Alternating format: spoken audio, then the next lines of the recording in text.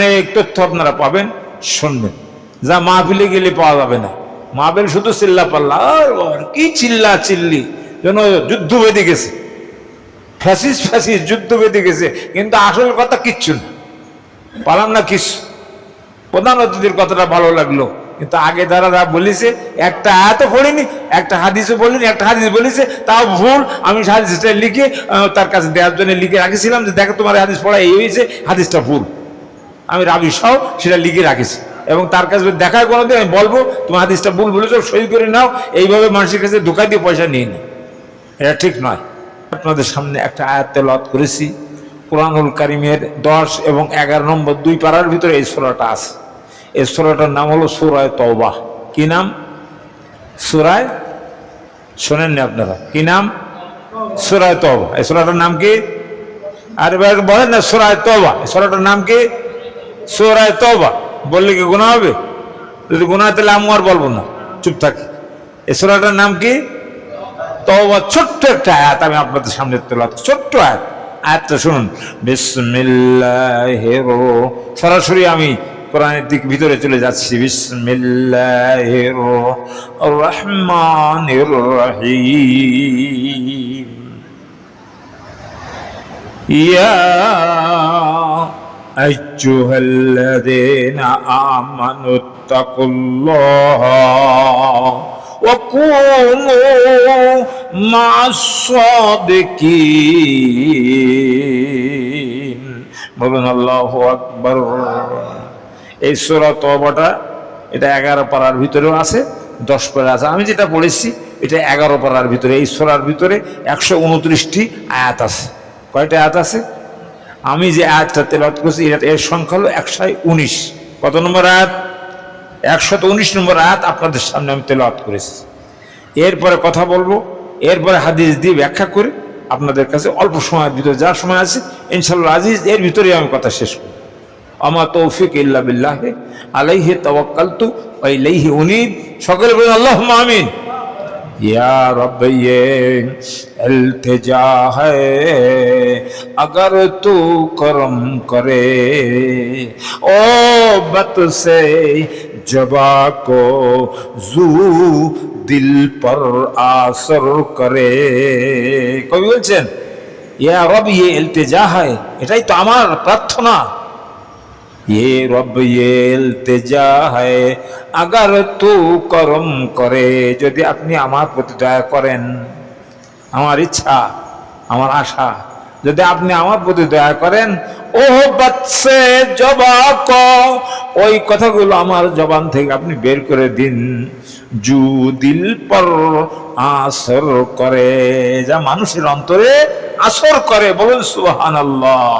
যা শুনলে মানুষের উপকার হয়, দুনিয়ার জীবনে আখিরাতের জীবনে মানুষ নাজাতের পথ পেয়ে যায়, এমন কিছু কথা আমাকে বলার জন্য রব্বুল আলামিন আপনি আমাকে সুযোগ দান করুন। সকলে বলুন আল্লাহুম্মা আমিন।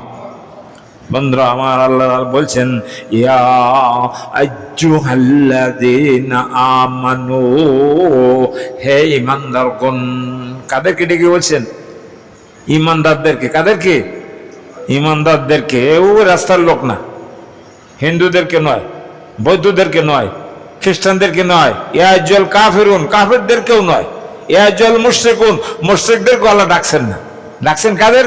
ইয়া আইয়ুহাল্লাযীনা আমানু, হে ঈমানদারগণ। যারা আল্লাহকে বিশ্বাস করেছে না দেখে। আমরা কি বিশ্বাস করেছি? আমরা আল্লাহর ফেরেশতাদেরকে বিশ্বাস করেছি, নবীদেরকে বিশ্বাস করেছি, রসুলদেরকে বিশ্বাস করেছি। আল্লাহ যে অসংখ্য কিতাব রাজি নাজিল করেছেন মানুষের যুগে যুগে হেদায়েতের জন্য, এগুলোকে আমরা বিশ্বাস করেছি। এরপরে আমাদের মৃত্যু আসবে, সেটাকে আমরা কি বিশ্বাস করি? আমাদের তকদিরকে আমরা বিশ্বাস করি। এরপরে আমাদেরকে কবরে যেতে হবে, আবার সেখান থেকে উঠে আল্লাহর দরবারে আমাদের জীবনের যাবতীয় কৃতকর্মের হিসাব পেশ করতে হবে। এই কথাগুলোকে আমরা বিশ্বাস করি। একটু জোরে বলেন, করি। আমরা মুমিন। তাহলে আমরা কি? এখন আমাদেরকে মুসলমান হতে হবে। প্রথম খাতায় নাম লিখালাম মুমিন। আপনি এমবিবিএস পড়বার জন্য প্রথম নাম লিখাই দিয়ে আসলেন, এমবিবিএস ভর্তি হয়ে গেলেন, ডাক্তার হবে? শুধু ভর্তি হয়েছে এবছর। পরীক্ষা দিয়ে আপনি এলাও হয়েছেন, আপনার নাম হয়েছে 20 নম্বর কি 30 নম্বর আপনার এলাও নামটা হয়ে গেছে, আপনি ভর্তি হয়ে কোনোদিনও MBBS ক্লাস করতে গেলেন না, বইও কিনলেন না, সেখানে ক্লাসও গেলেন না, আপনি ইঞ্জিনিয়ারিং চলে গেলেন, আপনার কি ডাক্তার হবে? ডাক্তার হতে হলে আপনাকে ওখানে ক্লাস করা লাগবে, ওখানকার স্যারদের কথা মান্য করতে হবে, ওখানকার অনুকরণ করতে হবে, তারপর আপনি ডাক্তার হবে। আপনি এখন মুসলমান হতে হলে মোমেন পয়লা তো হতেই হবে, আইএসসি সবাইকে পাস করতে হবে। এরপরে পরীক্ষা দিয়ে আপনি কোন দিকে যাবেন, ইঞ্জিনিয়ারিং যাবেন না এমনি অনার্সে পড়বেন, না আপনি ডাক্তারিতে যাবেন, না মেডিকেল সায়েন্সে পড়বেন, যা করবেন আপনাকে সেই দিকে যেতে হবে। এখন আমরা মোমেন হয়েছি, এখন আমরা কোন দিকে যাব? ইসলামের দিকে যাব, মুসলমান হতে হবে। তাই আল্লাহ তাআলা বলছেন, ইয়া আইয়ুহাল্লাযীনা আমানুত্তাকুল্লাহ, হে ইমানদারগণ তোমরা আল্লাহর তাকওয়া কি করো? অবলম্বন করো, আল্লাহর তাকওয়া অর্জন করো, আল্লাহর ভয় অর্জন করো। কার ভয়? ভয় করতে হবে কাকে? আল্লাহকে ভয় করতে হবে। শুধু ফাও কথা আর বাজে কথা বললে হবে না, একটি কথার জন্য আল্লাহর কাছে হিসাব পেশ করতে হবে। অকোনো দেখি অকোনো, এরপরে তোমরা হয়ে যাও। আয়াতের দ্বিতীয় অংশে আল্লাহ বলছে তোমরা কি হতে থাকো? সত্যবাদীদের সাথে তোমরা থাকো, নিজেরা ইমানদার হও আর সাথে থাকো কাদের? সত্যবাদী যারা, নেককার লোক যারা, তাদের সাথে থাকো। মরার সময়ও থাকো, জীবিত অবস্থাও থাকো, খাবার সময়ও থাকো, বসার সময় থাকো, আবার যখন ইলেকশন আছে তখনও তাদের সাথে থাকো। বলছেন কে? আমার কথা। কোন নম্বর সূরা? তওবা। বাড়ি দিয়ে দেখবেন 129 নম্বর আয়াতে আল্লাহ তাআলা কি বললেন? ইয়া আইয়ুহাল্লাযীনা আমানুত্তাকুল্লাহ, তোমরা আল্লাহকে ভয় করো। আওয়াজ কি কম হচ্ছে নাকি? হচ্ছে? আওয়াজ ঠিক মতো হচ্ছে তো? আমানুত্তাকুল্লাহ, তোমরা আল্লাহকে ভয় করো। আমানুত্তাকুল্লাহ কুনু মা'আস-সাদিকিন, আর তোমরা কি করো? সত্যবাদীদের সাথী হয়ে যাও। কাদের সাথী হও? সত্যবাদীদের সাথী হও। এটার নাম হলো সূরা তওবা। এটা কোরআনের মাজিদের সূরার নাজিলের দিক থেকে এটা হলো 9 নম্বর সূরা। কয় নম্বর সূরা? 9 নম্বর সূরা। প্রথম নম্বর সূরা তো সূরা ফাতিহা, আর এটা হলো 9 নম্বরের সূরা। এটা নবম হিজরিতে তাবুকের যুদ্ধের সময় এই সূরাটি নাজিল হয়েছিল। বলেন সুবহানাল্লাহ। কবে নাজিল হয়েছিল? তাবুকের যুদ্ধ নামে একটা যুদ্ধ হয়েছিল, যে যুদ্ধ ছিল অত্যন্ত কঠিন যুদ্ধ, অত্যন্ত গরমের যুদ্ধ। মক্কা থেকে প্রায় অনেক পথ, 2000-2500 পথ যে সেই যুদ্ধ করতে হবে। তার মানে সেখানে যেতে গেলে কষ্ট আছে, আবার সেখানে যেতে গেলে লাগেজ, খাদ্য, খাবার অনেক জোগাড় করে নিয়ে যেতে হবে। অত্যন্ত কঠিন যুদ্ধ ছিল তাবুকের যুদ্ধ। সেই যুদ্ধের সময় আল্লাহ তাআলা এই আয়াতটা নাজিল করেছিলেন। বলেন সুবহানাল্লাহ, আর জোরে বলেন সুবহানাল্লাহ।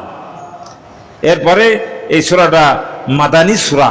এটা মক্কায় একটা সূরা হলো মাক্কি সূরা, আর একটি সূরা হলো মাদানী সূরা। যে সূরাগুলো মক্কায় হিজরতের আগে নাজিল হয়েছে মক্কায়, এটার নাম হলো মাক্কি সূরা।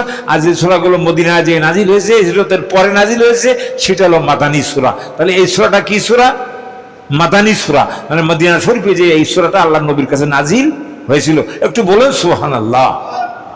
অনেক তথ্য আপনারা পাবেন, শুনবেন, যা মাহফিলে গেলে পাওয়া যাবে না। মাহফিল শুধু চিল্লা পাল্লা, কি চিল্লা চিল্লি, যেন যুদ্ধ বেঁধে গেছে, ফ্যাসিস ফ্যাসিস যুদ্ধ বেঁধে গেছে, কিন্তু আসল কথা কিচ্ছু না। পালাম না কিছু। প্রধান অতিথির কথাটা ভালো লাগলো, কিন্তু আগে যারা বলেছে একটা আয়াতও পড়িনি, একটা হাদিসও বলিনি, একটা হাদিস বলেছে তাও ভুল। আমি হাদিসটা লিখে তার কাছে দেওয়ার জন্য লিখে রাখেছিলাম যে দেখো তোমার হাদিস পড়া এই হয়েছে, হাদিসটা ভুল। আমি রাবি সহ সেটা লিখে রাখেছি, এবং তার কাছে দেখার কোনোদিন আমি বলবো তোমার হাদিসটা ভুল বলেছ, সই করে নাও। এইভাবে মানুষের কাছে ধোকা দিয়ে পয়সা নিয়ে নি, এটা ঠিক নয়। যাই হোক, চলেন একটু পড়াশুনো করো। এই সূরাটার নাম হলো সূরা তওবা, বাদে আরো আরেকটা নাম আছে সূরা বারাত। দুটো নাম। এই সূরার নাম কি? সূরা তওবা এবং সূরা বারাত। তাফসীরের ভিতরে এই সূরাটার দুটো নাম আছে, একটা হলো সূরা তওবা আর একটা হলো সূরা বারাত। তওবা বলা হলো কেন? আল্লাহ নবীর কিছু সাহাবী অত্যন্ত গরম, দীর্ঘ পথ সফর করে এই যুদ্ধ করতে যেতে হবে, অনেক টাকা পয়সা খরচ হবে, অনেক ব্যয় হবে, বয়স অনেক বেশি, অনেক অসুস্থ ছিলেন, এজন্য অনেকে ভয়ে এই যুদ্ধ করতে যান নাই। তাদের ইমান একটু দুর্বল ছিল, তাই তারা এই যুদ্ধে যান নাই। রসুল ফিরে আসার পরে তারা এসে রসুলের পায়ের পরে কেঁদে পড়লেন, হুজুর আমরা তো ভুল করেছি, না যে আমরা ভুল করেছি, আমরা তওবা করব। তাই তওবা করলেন, আর তারা তওবা করার কারণে এই সূরাটার নাম হয়েছে সূরা তওবা, অর্থাৎ ফিরে আসা, ভুল করা, অনুশোচনা বোধ করা। তারা অনুশোচনা বোধ করেছিল, আমরা ভুল করেছি, হুজুর আপনি আমাকে ক্ষমা করে দেন। আল্লাহ রসুল তাদেরকে ক্ষমা করে দিয়েছিলেন। বলুন সুবহানাল্লাহ। তাহলে সূরাটার নাম কি? তওবা। আর একটা নাম কি? বারাত। মানে কি? সূরা বারাত মানে হলো যে, বারাত শব্দের অর্থ হলো সম্পর্ক ছিন্ন করা। আল্লাহ নবী এই সূরার প্রথম দিকে আছে মুশরিকদের সাথে সম্পর্ক ছিন্ন করতে বলেছে। যারা ইসলাম বিরোধী তাদের সঙ্গে সম্পর্ক করা যাবে না। আপনি মেয়ে বিয়ে দেবেন একজন মুশরিকের সাথে, রাসূল নিষেধ করেছে। মুমিনের সাথে শাদী বিবাহ করো, মুমিনের সাথে বন্ধুত্ব করো, ভালো লোকের সাথে মেশো, ভালো হও।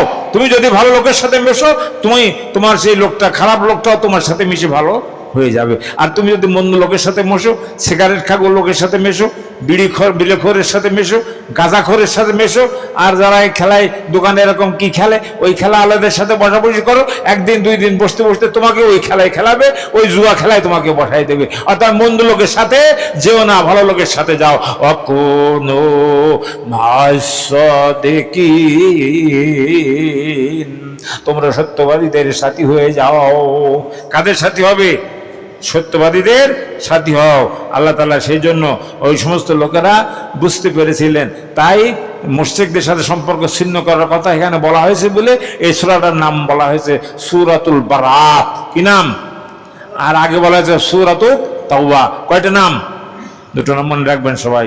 আমি আপনাদের সামনে তাফসীর থেকে বলছি, আল্লাহ রসুল কিছু সংখ্যক মুসলমানরা যখন যুদ্ধ অংশগ্রহণ করে নাই, তারা তওবা পড়েছিল, তখন আমাদেরকে এখন ভালো লোকের সাথে মিশতে হবে।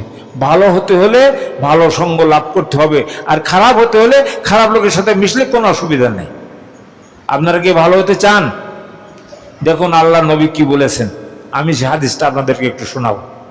আন আবি মুসা আশআরী, আমার একটাও ব্যক্তিগত কথা নাই, হাদিসের ইবারাত দিয়ে আপনাদের কাছে শোনাবো। আন আবি মুসা আশআরী রাদিয়াল্লাহু তাআলা আনহু قال قال رسول الله صلى الله عليه وسلم مثل الجالس الصالح والسوء كحامل المسك ونافخ الكير وحامل المسك إما يؤذيك وإن أن تبتع منه ريحا طيبة ونافخ الكير إما يؤذيك ثيابك وإما أن تجد منه ريحا خبيثة متفق عليه।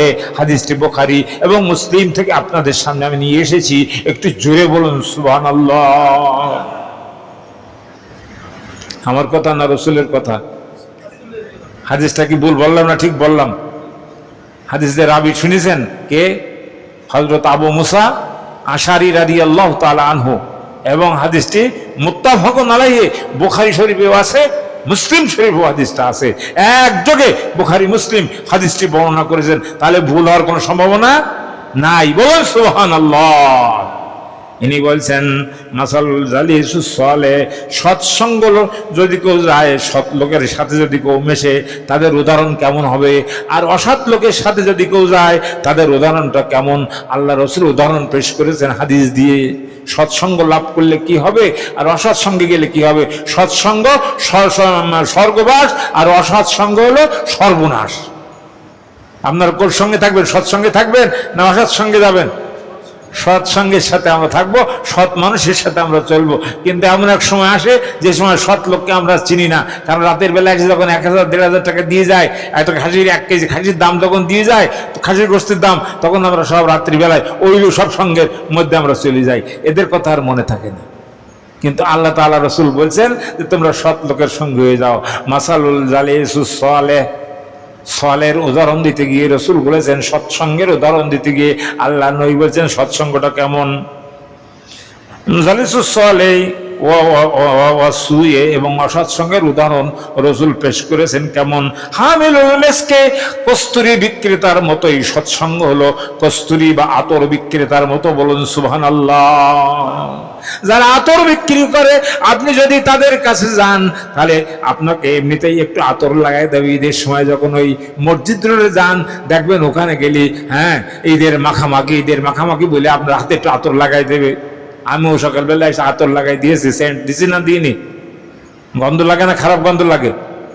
গন্ধ ভালো, সেন্ট লাগে। তাহলে আতর লাগালে সেন্টটা ভালো। সৎসঙ্গে গেলে আতর লাগানোর মতো ওদের পাশে গেলে ওরা একটু আতর লাগাই দেবে। যদি আপনার পয়সা থাকে তাহলে 2-5 টাকার আতর কিনে নিয়ে আসবেন, বাড়ি লাগাবেন, আপনার বাড়ির সেন্ট হয়ে যাবে। যদি তাও না পারেন তাহলে ওই পাশ দিয়ে গেলেও আপনার মস্তিষ্কটা শীতল হবে, আপনার মনের ভিতরে একটা উৎফুল্লতা আসবে, একটা আনন্দ অনুভব করবেন। কি বলেন, কথা ঠিক কিনা? বলুন সুবহানাল্লাহ। আর কস্তুরী বিক্রেতা আর অনাফিকুল কিরে, আর ওই মন্দ লোকের উদাহরণ দিতে যে রসুল বলছেন তারা হলো ওই কর্মকারের ভাট্টিতে ফুকদানকারীর মতো। কর্মকার চেনেন? ভাট্টি চেনেন? কর্মকার ভাট্টি ওই পাশে একটা থাকে, এরকম চাপ দেয়, চাপ দিলে আগুন তৈরি হয় আর আগুনের ফুলকি উড়িয়ে যায়। ওর পাশে যে যদি আপনি বসেন একটুখানি আগুন যদি উড়িয়ে এসে আপনার ট্রেনের জামার পরে লাগে দেখবেন ওখানে একটু ফুট হয়ে যাবে। তাই তো ওই ঘরে গেলে কিচ্ছু না লাগলেও আপনার নাকে একটা দুর্গন্ধ, একটা বদবু লাগবে। এই জন্য ওই ঘরে ওটা হলো খারাপ লোকের সঙ্গ। খারাপ লোকের পাশে গেলে আপনাকে আজকে একটু বিড়ি খাওয়াবে, কালকে একটু সিগারেট দিয়ে ফ্রি, তারপর দিন আপনার একটু গাঞ্জা খাওয়াবে, এরপরে আপনাকে ইয়াবা খাওয়াবে, এরপরে আপনাকে আরো অনেক খারাপ কাজ যা আছে সব আপনাকে করাই নেবে। এই জন্য মন্দ লোকের কাছে যাওয়া যাবে না। আল্লাহ রসুল বলছেন খবরদার। একজন সাহাবী রসুলের কাছে গেলেন, যাওয়ার পরে বলছেন হুজুর আমার করণীয় কি, আমি কর্তব্য কি? আমি হাদিসটা আপনাদের সামনে তুলে ধরবো, এখন আমার হাতে সময় আছে। আন আব্দুল্লাহ বিন মাসউদ রাদিয়াল্লাহু তাআলা আনহু, হযরত আব্দুল্লাহ বিন মাসউদ রাদিয়াল্লাহু তাআলা আনহু থেকে বর্ণিত, তিনি বলেন ক্বালা রাসূলুল্লাহ সাল্লাল্লাহু আলাইহি ওয়াসাল্লাম আলাইকুম বিসসিদক, তোমাদের উচিত সত্যবাদিতা অবলম্বন করা, সত্য কথা বলা। সবসময় কি বলতে হবে? সত্য কথা বলা। একজন সাহাবী আল্লাহ নবীর কাছে গেলেন, যে বলছেন হুজুর আমি তো সব খারাপ কাজ করি, জেনা করি, চুরি করি, মানুষ খুন করি, মিথ্যা কথা বলি, সব আমি করি। তা আমি সব যদি আপনি বলেন একবারে বন্ধ করি তা তো আমি পারবো না। আমার একটা কথা বলেন, আমি আজকে একটা কথা বন্ধ করি, 1 সপ্তাহ দেখি তারপরে আপনার কাছে আসি। রসুল বলেন ঠিক আছে, তোমার একটা সবক থাকলো, তুমি মিথ্যা কথা বললি না। কি সবক দিলেন? মিথ্যা কথা তুমি বলো না। সাহাবী চলে গেলেন বাড়ি, বাড়ি মিথ্যা কথা বলবে না। মদ যখন তাকে দেওয়া হলো, বউ মদের পাত্র নিয়েছি, মদ খাও? না মদ খাবো না। কেন? কারণ আমাকে এই শুক্রবার দিন যদি হুজুরের কাছে যখন যাব, নবী যখন জিজ্ঞাসা করবে তুমি কি মদ খেয়েছিলে, তখন তো আমি মিথ্যা কথা বলতে পারবো না। আমি তো বলবো হ্যাঁ খাইছিলাম, তখন আমি মাঝে সামনে মুখ দেখাবো কি করে আমিও মদ খাবো। অন্য সময় জেনা করতে যেত, এখন আর যাচ্ছে না। বলে তুমি যাও না কেন? বলে যাবো না। যদি রসুল জিজ্ঞাসা করেন তুমি কি জেনা করেছো, তখন আমি কি বলবো? আমাকে নিশ্চয়ই সত্য কথা বলতে হবে, কারণ আমি সে রসুলের কাছে অঙ্গীকার করেছি সত্য আমাকে বলতেই হবে, অতএব আমি জেনা করব না। তুমি কি মানুষকে হত্যা করেছো? আমি হত্যা সুযোগ পেয়েছিলাম কিন্তু হত্যা করি নাই, কারণ রসুলের কাছে গেলে আমাকে জিজ্ঞাসা যখন করবে সত্য কথা বলতে, ভাই আমি অমুককে হত্যা করেছি, আমি মিথ্যা কথা বলবো না। তাহলে মিথ্যা মানুষকে, পাপাচার মানুষকে অন্যায় কাজ থেকে ফিরায় রাখলো না রাখলো না? সবাই কথা বুঝতে পারেন না কথা। অন্যায় কথাগুলো, অন্যায় কাজগুলো মানুষকে মিথ্যা যখন পরিহার করবে সব কাজ থেকে ওই লোকটাকে আল্লাহ তাআলা হেফাজত করে দেবেন। বলুন সুবহানাল্লাহ। এবার বুঝতে পেরেছেন? শোনেন, আলাইকুম বিসসিদকে, তোমাদের উচিত সত্য অবলম্বন করা। কি অবলম্বন করা? সত্য কথা বলা, সত্য অবলম্বন করা। ফাইন্নাস সিদকা, কারণ সত্য ইহদি ইলাল বিররে, পুণ্যের পথ পরিচালিত করে। যারা সত্য কথা বলে তাদের পুণ্যের পথে আল্লাহ চালিয়ে দেন। বলুন সুবহানাল্লাহ। আর কি করে? ওয়াইনাল বিররা ইহদি ইলাল জান্নাহ, যারা পুণ্যের পথে চলে আল্লাহ তাআলা তাদেরকে জান্নাত পর্যন্ত পৌঁছায় দেন। বলুন সুবহানাল্লাহ। তাহলে সত্য বলবেন না মিথ্যা বলবেন? সত্য বললে কোথায় হবে? পূর্ণ হবে। আর পূর্ণ মানুষকে কোথায় নিয়ে যাবে? জান্নাত পর্যন্ত নিয়ে যাবে। জান্নাত চান কে কে? একটু হাত উঁচু করে দেখান তো, একটু তাকবীর বলেন। নারায়ে তাকবীর, নারায়ে তাকবীর। আমরা সত্য পথ অবলম্বন করব, সত্য পথে চলবো, সত্যের বিকল্প কিছু নাই। মিথ্যা কখনো পাশে আমরা যাব না, রাসূল নিষেধ করে। 3 নম্বর, ওয়াইনাল কেজবা, আর মিথ্যা কি করে, ওয়াইনাল কেজবা মিথ্যা হয়ে যায় কোমল কেজবা, তোমরা মিথ্যা পরিহার করো, মিথ্যা কথা বলো না। কি বলে না? মিথ্যা কথা বলতে রাসূল নিষেধ করেছে। ওয়াইনাল কেজবা ফাইনাল কেজবা ইয়াহদি ইলাল ফুজুর, কেননা মিথ্যা মানুষদেরকে পাপের পথে নিয়ে যায়। আপনি যত মিথ্যা বলবেন পাপ আপনার জন্য সহজ, কোনো বাধা নেই, পাপ করে আসবে। মিথ্যা কথা বলে দেবো, অসুবিধা কি? জিজ্ঞাসা করছে তুই চুরি করেছো? না, আমি তো চুরি করি নাই। মিথ্যা কথা বললে আমার ধরতে পারবে? এমন রাডার নেই যে আমাকে ধরতে পারে। ও পাকিস্তানের জন্য থাকতে পারে রাডার, যে ইন্ডিয়ার প্লেন গেলে পরে রাডারে ধরা পড়ে যায়, কিন্তু আমাদের তো রাডার টাডার কিছু নেই। কিন্তু আল্লাহ রাডার আছে কিনা? আছে, আছে। আল্লাহ রাডার কিন্তু ধরা পড়ে যাবে। দুই স্কন্ধে দুইজন রাডার ফিটকারী ফেরেশতা আল্লাহ তাআলা নিয়োগ করে রেখেছেন, তাদের নাম জানেন? কিরামুন ওয়া কাতিবিনা ইয়ালামুনা মা তাফআলুন। ওয়া তাহারাল কাযবা, যে ব্যক্তি সর্বদা মিথ্যা কথা বলার চেষ্টা করে, আল্লাহ তাআলা তার নামটা কাযযাব হিসাবে, মিথ্যুক হিসাবে তার নামটা লিখে দেন। একটু চিল্লায় বলুন নাউযুবিল্লাহ। তাই শেখ সাদী তার কবিতার অংশে বলেছেন যে মিথ্যা কথা বলা যাবে না, সত্যের সাথে মেশো। কি লাভ হবে? এই কবিতা বলে আমার কথা আমি শেষ করি। কবিতার 6টা অংশ আছে এই কবিতার। শেখ সাদী পারস্যের প্রখ্যাত কবি, তিনি তার কবিতার স্বরে তিনি বলে গিয়েছেন, যিনি বালাগাল উলা কামালি এই লিখে বিখ্যাত হয়েছে, তিনি এই কবিতাটা লিখেছেন। সকলেই শুনুন ভালো করে। একদা স্নানের আগারে হেরুনু মাটির ঢেলাম, হাতে নিয়ে তারে শুকিয়ে দেখিনু রয়েছে কস্তুরি মেলা।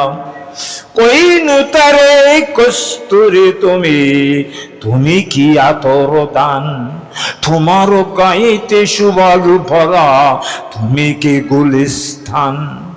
কইল সাপ আমি কিছু নহি, আমি অতি নিচু মাটি, ফুলের সহিত থাকিয়া উহার সুবাসে হইন খাটি।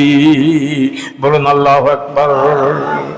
কবি বলছেন, একদা স্নানের আগারে আমি গোসলখানায় যেয়ে দেখলাম এক টুকরো মাটির ঢিলা পড়ে আছে। আমি ওই ঢিলাটা উঁচু করে নিয়ে নাকের কাছে নিয়ে শুকিয়ে দেখি সুগন্ধি বের হচ্ছে। আশ্চর্য হয়ে গেলাম, মাটি দিয়ে সেন্ট বের হয় কেন? তাকিয়ে দেখি উপরে একটা ফুলের বাগান, ওখান থেকে ফুলের পরে ফুল ঝরে ঝরে পড়ে পড়ে ওই মাটিটা ফুলে রূপান্তরিত হয়ে গিয়েছে। জিজ্ঞাসা করলাম, তুমি কি ফুল গুলিস্তান, তুমি কি ফুল বাগান, তোমার গায়ে দিয়ে মাটি দিয়ে কেন ফুলের গন্ধ বের হচ্ছে? তখন ওই জবান খুলে গেল মাটির। মাটি তখন বলছে যে কইল সাব আমি কিছু নহি, আমি অতি নিচু মাটি, আমি তোমাদের পায়ের তলার মাটি। কিন্তু আমার গন্ধ এমন কেন হলো? ওই ফুলের সাথে থাকিয়া উহার সুবাসে হইনু খাটি। আয়াতের সাথে কবিতা মিশতেছে, বুঝতে পারলেন কিছু? ভালো লোকের সাথে মিশলে কি হয়?